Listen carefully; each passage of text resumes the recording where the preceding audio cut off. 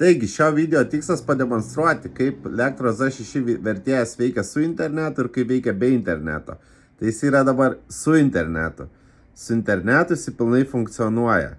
Yra lietuvių kalba, kuri išverčia žodžiu. Pasirenkam pavyzdžiui lietuvių kalbą.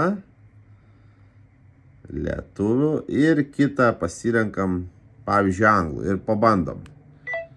Labą dieną, kur rasti miesto centrą?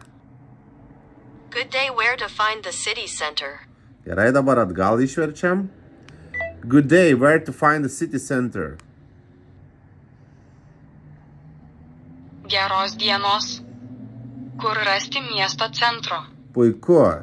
Į lietuvių kalbą įsiverčia prašiau negu iš lietuvių į anglų, bet kaip matot suprantamai. Tada žodžiu išjungiam mes į internetą ir pažiūrime, kaip jisai veikia jau be interneto. Taigi va, išjungiam internetą ir jeigu lietuvių kalba, einam input translation, tai yra rašymo vertimas, reiškia verčia be interneto raštu. Ir be interneto lietuvių kalba įsiverčia tik raštu. Taigi, nueiname į Lithuanian. Ir kažką, pavyzdžiui, parašom, ten, tarkim, ar ne? Gera diena, pavyzdžiui.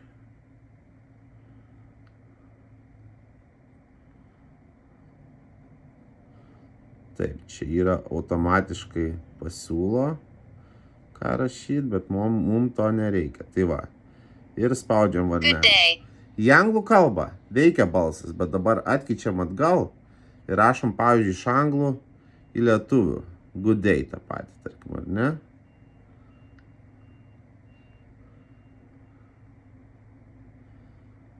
Ir taip.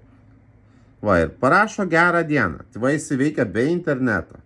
Matom, žodžiu, kad internetas yra išjungtas. Kas dar be interneto veikia? Offline translation. Bet jisai realiai nepalaiko offline translation balsu, tai nepalaiko lietuvių kalbos. Bet jeigu jūs mokate, pavyzdžiui, rusiškai, Russian, rusų kalba, ir pasidarom anglų, ir pažiūrime, kaip jis įverčia jau be interneto balsu, bet iš rusų į anglų. Привет, как дела? Hello, how are you? Puiku, jis įverčia be interneto balsu, tik nėra lietuvių kalbos, jeigu balsu, bet tekstu, kaip matėm, yra lietuvių kalba. Dabar atgal pabandom. Good day, how are you? Добрый день, как дела? Tai va, taip jisai veikia be interneto ir su internetu, apibendrinant. Su internetu veikia pilnai lietuvių kalba balso vertimu. Be interneto lietuvių kalba veikia tik tekstu. O rusų kalbos, anglų kalbos ir visos populiariausios kalbos veikia balsu ir be interneto. Netgi yra vietnamiečių, kinų, olandų, prancūzų, vokiečių, indų, indonezijos, italų, japonų, korėjiečių, portugalų, rusų, ispanų, tailandiečių, vietnamiečių. Visos šios kalbos veikia balsu be interneto.